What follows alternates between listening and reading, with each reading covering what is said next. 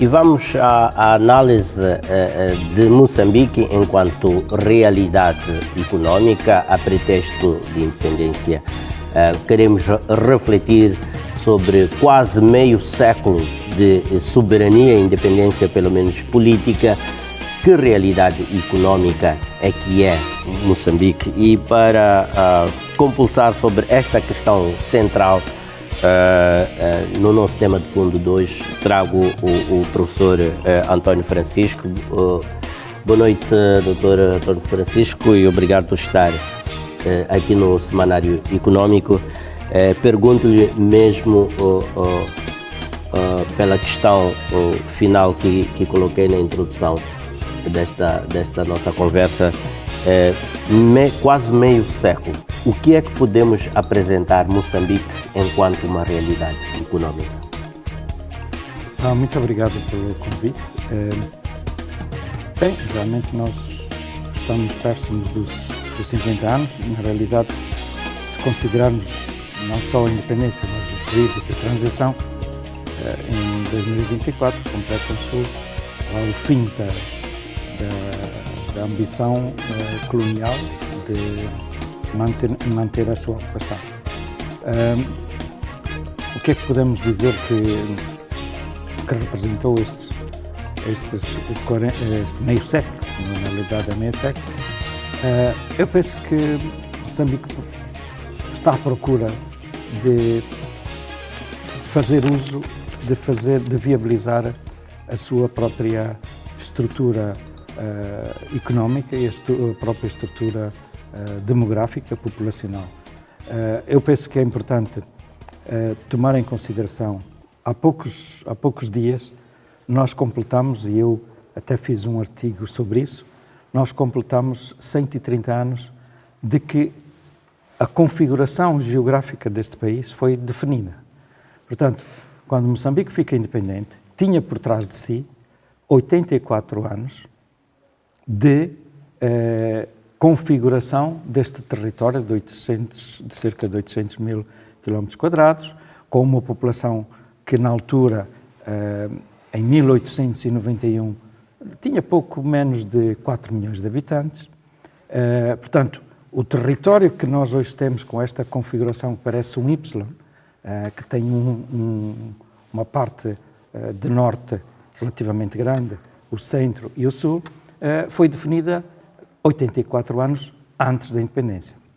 Isso o que é que significa? Significa que, para além do aspecto do Estado, da administração que tinha sido constituída, havia recursos, havia uma população que, por altura da independência, tinha cerca de 10 milhões de habitantes, uma população com uma característica bastante precária, com um elevado nível de analfabetismo, com uma esperança de vida bastante baixa, portanto, uma economia subdesenvolvida.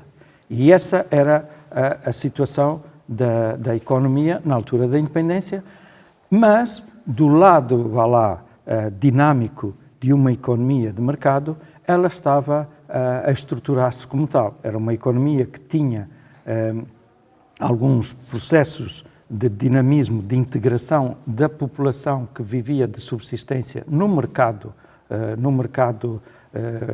mais modernizado, com infraestruturas, com ligações à economia internacional.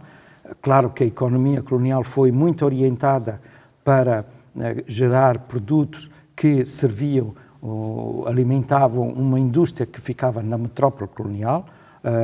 Tinha, na altura, Moçambique era o primeiro produtor de caju, tinha o maior palmar no mundo em termos de extensão, na Zambésia, tinha um conjunto de regiões de desenvolvimento agrícola, como o Choca, como várias regiões na zona de Tete, de diferentes áreas. A própria Zambésia era considerada a província mais rica, e não era por causa dos minerais, não era por causa das pedras preciosas que já estava a explorar, era por causa da empresa comercial e das produções que tinha a realizar. Então, nessa altura, Moçambique estava a estruturar uma economia de mercado que foi bastante dominada por um Estado colonial que dirigia o processo económico. Nesse sentido, aquela primeira década veio criar uma experiência, que no fundo foi uma experiência que, a certa altura, começamos a perceber que realmente ela não iria fazer o aproveitamento das capacidades da população e desenvolvê-la numa integração com a economia internacional. Portanto, quando Moçambique, ao fim de 10 anos, está numa situação bastante crítica, tanto por causa da guerra, mas também as políticas não estavam a fazer a exploração dos recursos produtivos da sociedade. E foi aí que eu penso que surge a reforma, surge em 1990 a mudança da Constituição, que eu penso que foi uma mudança importante na medida em que abre campo para se passar, para o Estado poder desempenhar um papel mais regulador, mais dinamizador da dinâmica pública e começar a dar liberdade à atividade económica da própria população e das próprias famílias e das empresas. Portanto, o setor privado passa a ter um papel mais dinâmico. Claro que essa liberalização surge num contexto já não de Guerra Fria, de dinamismo internacional, e eu penso que Moçambique começou a procurar integrar-se na economia internacional, uma economia predominantemente capitalista, e eu acho que o programa que se estabelece em 87, com o plano de reabilitação económica, foi para reverter a tendência negativa em que Moçambique estava a caminhar e dinamizar uma economia de mercado que desse maior aproveitamento da economia nacional. Professor, olhando para estes marcos que apontou até a presente data, há um período inicial de uma economia centralizada, basicamente partindo do período da independência até 1986, 87, mais ou menos, quando há a liberalização da economia. De 87 para cá, estamos num contexto de uma economia de mercado, de uma economia liberal. Pergunto-lhe, Moçambique já tem um modelo econômico próprio? Bem, a primeira correção que eu acho que devemos fazer, na minha perspectiva, é que nós não estamos numa economia liberal. Nós utilizamos a liberalização para dinamizar dinâmicas do mercado. Mas aqui foi uma utilização do liberalismo pelo intervencionismo do Estado. Ou seja, o Estado, que era o motor e que era o centro e que achava que devia ser o que iria providenciar toda a atividade económica, centralizava as principais empresas, centralizava a educação, a saúde. Lembre-se que um mês depois da independência foi nacionalizada a terra, foi nacionalizada a educação, a saúde, as profissões liberais, inclusivamente as funerárias, os agrimensores. Portanto, houve uma nacionalização generalizada, radical e completa. A liberalização veio permitir dinamizar atividades, mas a terra continuou como propriedade do Estado, só há um proprietário em termos de legalidade, é permitido o direito de uso e aproveitamento, mas as comunidades e o indivíduo não é proprietário. Portanto, o que eu acho que aconteceu aqui foi uma liberalização, eu diria que de uma forma um bocado sarcástica, a liberalização funcionou como o Viagra do intervencionismo do Estado. Ou seja, utiliza-se a liberalização para dinamizar o intervencionismo do Estado e não para dar liberdade económica ao cidadão. Eu acho que este processo não está claro. E qual foi a consequência dessa falácia digamos assim. A consequência é que nós falamos muito do neoliberalismo no sentido de que nós fomos obrigados a fazer a liberalização. Ora, nós não deveríamos ser obrigados. Nós deveríamos, ao perceber que o socialismo... Deveríamos querer. Sim, o socialismo não é viável e não foi viável por causa da guerra. Não foi viável porque o socialismo não tem mecanismos para dinamizar o mercado. Tanto mais que tornou-se inviável até em países que não estavam em situação de guerra. Exatamente. Quer dizer, o socialismo, e é lamentável que do ponto de vista intelectual, isto é a responsabilidade que nós como intelectuais temos que ter consciência disso e devíamos ser os primeiros a tomar consciência disso, para depois também aconselhar melhor os políticos. Porque os políticos, em muitos casos, o Keynes teve uma expressão muito, muito feliz, o economista famoso Keynes, quando ele dizia as pessoas que se acham pragmáticas geralmente têm por trás um economista defunto, têm por trás um indivíduo que o influencia. Nós, geralmente, hoje em dia, falamos os interesses económicos, os políticos só estão interessados, estão a servir os seus interesses. Mas não é só os interesses. Há um aspecto muito importante, são as ideias que nós temos. Que o importante era a liberdade individual, o papel do Estado tinha que ser transferido e tem que ser, em termos até de perspectiva, não é só regular, não é só estabelecer leis, porque você pode estabelecer uma boa lei e a lei não funcionar. O papel do Estado é garantir que as instituições boas funcionem. As pessoas dizem, Moçambique não tem instituições fortes. Não tem fortes. Tem fortes, mas más. Portanto, se você tem instituições fortes, mas aí as coisas não funcionam. Você precisa de instituições fortes, mas boas. E boas no sentido de quê? Muito simples. Garantir a liberdade de iniciativa, garantir a proteção do cidadão, a proteção pública. Portanto, há um ambiente hostil ou infernal de funcionamento. Eu costumo distinguir, quando a gente diz temos que criar um bom ambiente de negócios. Mas nós estamos, às vezes, a querer criar um bom ambiente de negócios num mau ambiente de mercado. Olhando para aquilo que tem sido a característica, o comportamento da nossa economia, desde a independência e depois com esta questão da economia de mercado, a questão da criação, como prefere chamar, dos ambientes de mercado, acho interessante essa designação. Já temos, todavia, algum tipo de modelo econômico para esta sociedade?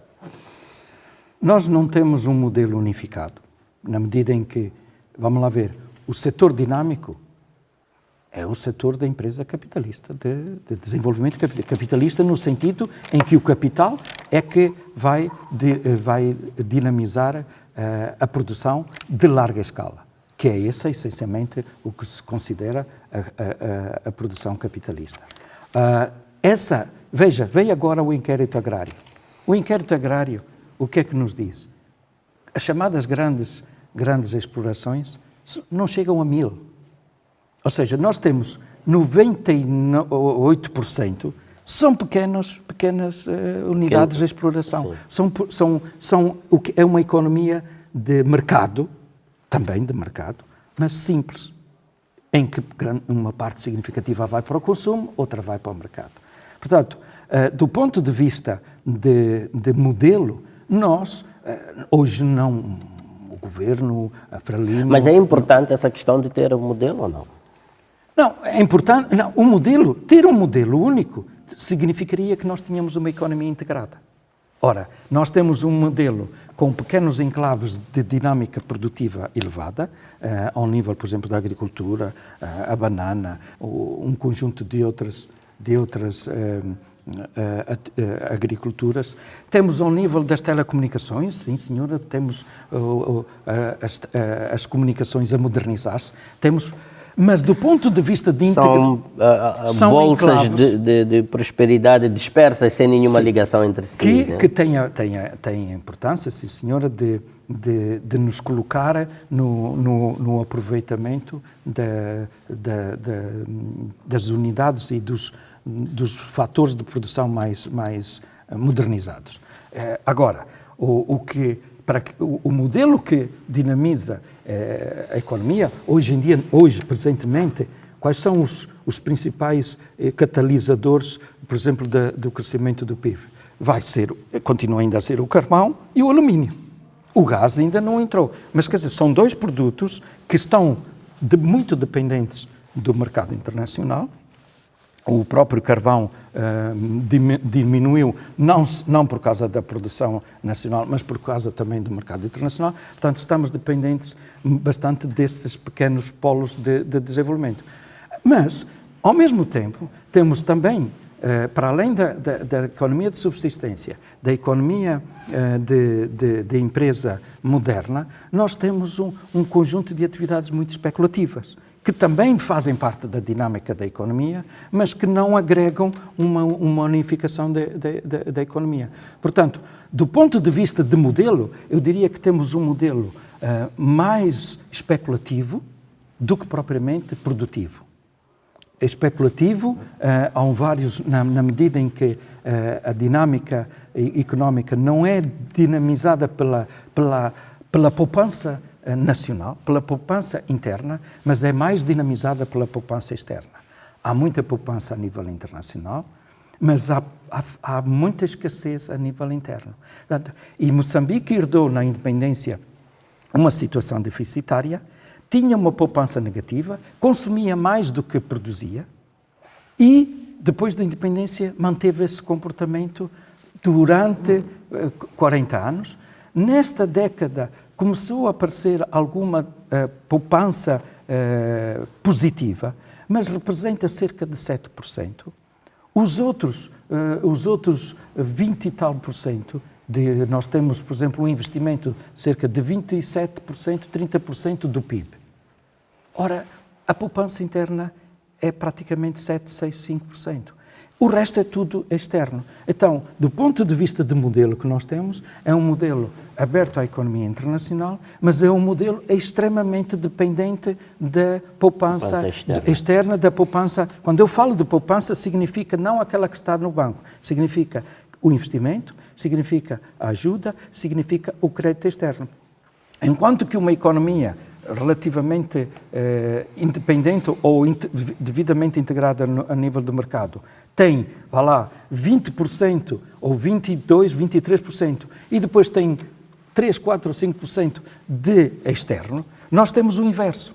Portanto, nós estamos num modelo em que não é sustentável por si próprio, não está assente numa poupança principalmente interna, está assente na poupança externa. E este modelo pode intensificar-se se nós, ao avançarmos para a exploração dos recursos energéticos, principalmente o gás, a estrutura económica vai alterar significativamente, na medida em que a ajuda passa a não ter qualquer significância do ponto de vista da economia e passa a ser o crédito ou o investimento direto estrangeiro. Mas o que eu penso que nós temos falta, e isto reflete-se, por exemplo, no Fundo Soberano que está a ser discutido, é que aquele Fundo Soberano, por exemplo, não mostra um foco na criação de um modelo assente na poupança interna. Não nos diz como é que quer garantir que aquele jackpot, aquela lotaria que nós temos em perspectiva de poder usar, vai gerar uma redução da dependência e gerar maior dinamismo na economia interna. Este modelo não está claro, não está a ser discutido e eu penso que, estando nós a entrar nos 50 anos, devíamos realmente pensar dessa maneira no sentido de dinamizar nessa perspectiva. E como é que se induz o estabelecimento de um processo econômico que possa resultar numa maior integração econômica e, se quisermos, podemos dizer que já temos ou já estamos perante um modelo econômico adequado às nossas condições? Eu acho que uma das razões porque nós não estabelecemos um modelo adequado às novas circunstâncias é que, se for a ver, a mudança constitucional que nós tivemos em 1990 foi essencialmente com fins políticos, de mudar o ambiente político e o ambiente jurídico. Portanto, foram criadas condições para sair do monopartidarismo para o multipartidarismo. E gestão das questões eleitorais. E gestão, na medida que foi a integração política. A própria integração política que foi feita, como temos visto, não foi bem sucedida. Eu lembro-me que eu estive numa entrevista consigo em 2009 e falámos, até eu agora nem falei do bazar economia, mas eu continuo a acreditar que esta economia é mais um bazar no sentido de mistura de modelos do que propriamente um modelo único. Mas, e naquela altura, ou no princípio deste século, lembra-se que Moçambique era apresentado como um estudo de caso de sucesso. Sim. Era um estudo de sucesso. Já teve essa conotação. Essa reputação. E, em princípio, tinha justificação na medida em que a paz tinha sido relativamente estabelecida. Mas havia um crescimento económico. E havia um crescimento, houve uma recuperação, Sim, portanto, houve. Mas aí está, saiu de uma situação de retrocesso, de paralisação da economia, de uma base muito baixa, houve aquela recuperação de um dinamismo. O Viagra do liberalismo funcionou, funciona, e o Viagra funciona no sentido de tonificar uma certa dinâmica, mas esgotou. No princípio desta década, quando começou a aparecer esse tipo de imagem, eu próprio coloquei algumas questões, e outros colegas, que este modelo não era sustentável, na medida em que ele estava dependente de um conjunto de pressupostos. E a prova é que está a acontecer essa situação. Para mudar daqui, eu acho que Moçambique devia pensar, e aí as forças políticas, principalmente a FRELIMO, que é a principal responsável pela dinâmica política, devia atualizar a Constituição Económica do país. E atualizar em vários sentidos. Aquele modelo de que foi estabelecido em 75, na realidade, está por trás ainda.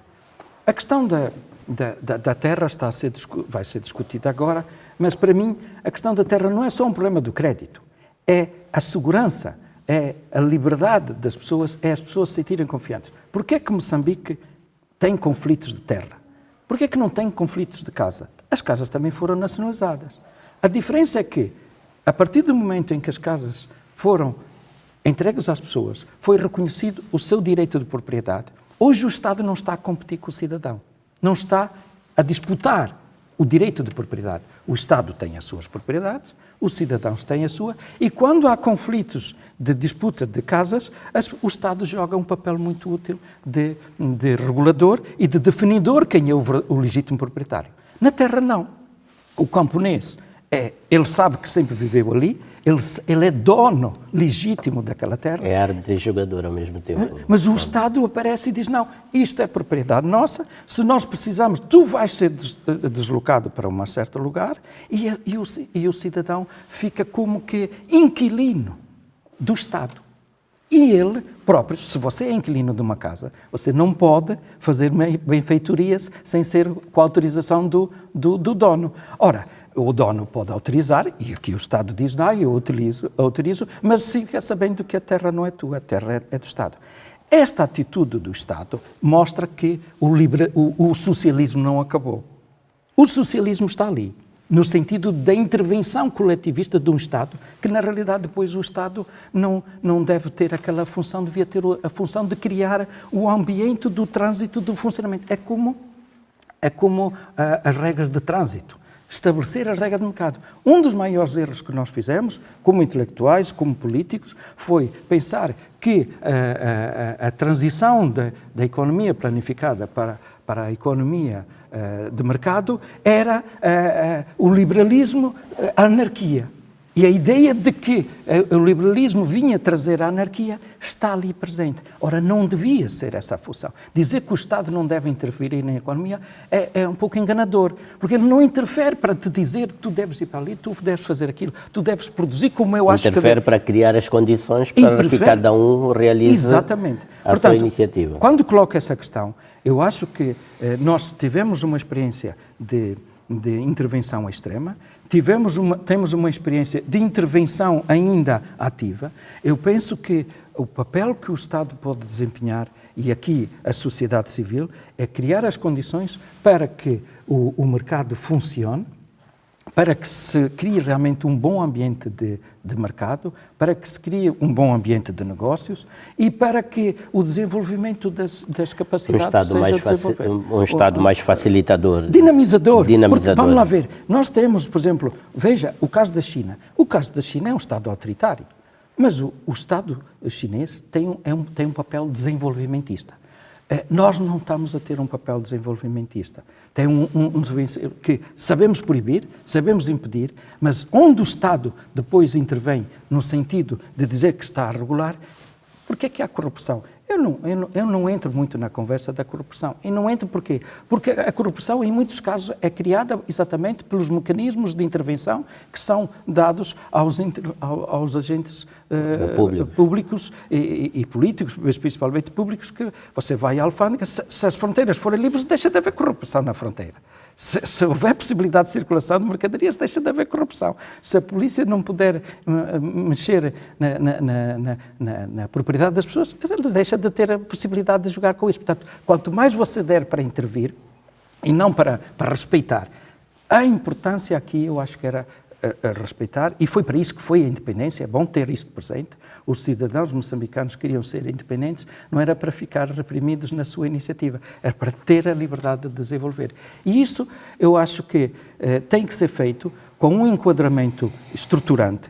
E eu acho que porque vamos lá ver, a nova Constituição, uma nova Constituição económica não seria um problema só da questão da terra. Por exemplo, o endividamento. Quais são os limites? Até onde é que nós podemos ir? Agora vem, por exemplo, a possibilidade do Fundo Soberano. Como é que isto vai ter enquadramento? Qual é o papel do Fundo Monetário na economia?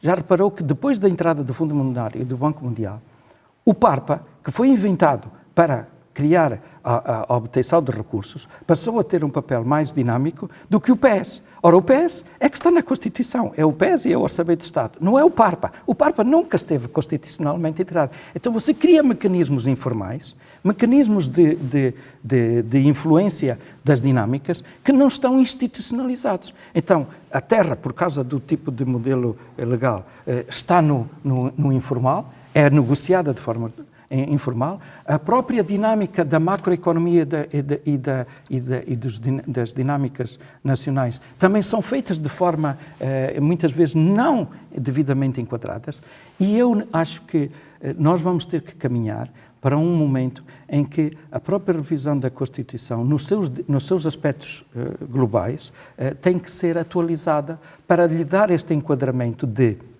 permitir que as definições económicas sejam no sentido de serem inclusivas, não? Esta ideia de crescimento inclusivo. Ela tem que ser efetiva, tanto no aspecto legal como no aspecto institucional. E isso, eu acho que é uma perspectiva que nós deveríamos aproveitar estes momentos de reflexão de 50 anos de independência para compensar aquilo que nós não fizemos até aqui, em que nós nos concentramos na Constituição unicamente para resolver os conflitos políticos, para resolver os conflitos político-militares, para acomodar os partidos, mas depois a economia é que no final não foi alcançada por estas. Não foi alcançada. E isso deve ser um dos objetivos fundamentais. Professor, muito obrigado por partilhar aqui as suas ideias relativamente àquilo que é o Moçambique económico de hoje e tanto quanto possível quais as prioridades nos próximos tempos. Conto consigo numa próxima oportunidade para abordar estes e outros assuntos. Muito obrigado e espero que vocês mantenham esse tipo de reflexões, porque eu acho que agora nos próximos anos a reflexão era importante que fosse feita e trazer uma reflexão que nós não chegamos a fazer devidamente. Nós saímos de um radicalismo e depois passamos a ser chamados pragmáticos. Ora, o pragmatismo tem um defeito. É a gente fazer as coisas em função das ideias que nós já escondemos, mas que não temos abertura. Eu penso que o Presidente nos tinha colocado esta questão de que nós devemos ser tolerantes às diferentes ideias. Eu acho que é um bom momento para nós podermos partilhar de forma franca, de forma aberta, sem aqueles preconceitos, há erros, mas o pior não é mudar de ideias, é não ter ideia para onde mudar. Eu acho que sim, nós temos ideia para onde mudar. E o liberalismo, a liberdade económica, tem que ser tratada de forma saudável, despreconceituosa, com as devidas críticas que é preciso fundamentar, porque às vezes há confusão também, mas eu penso que pode-se criar um ambiente saudável para um debate intelectual e político saudável. Obrigado. Vamos a isso, professor. Para si também que nos acompanhou, um curto intervalo e eu volto ao programa logo a seguir.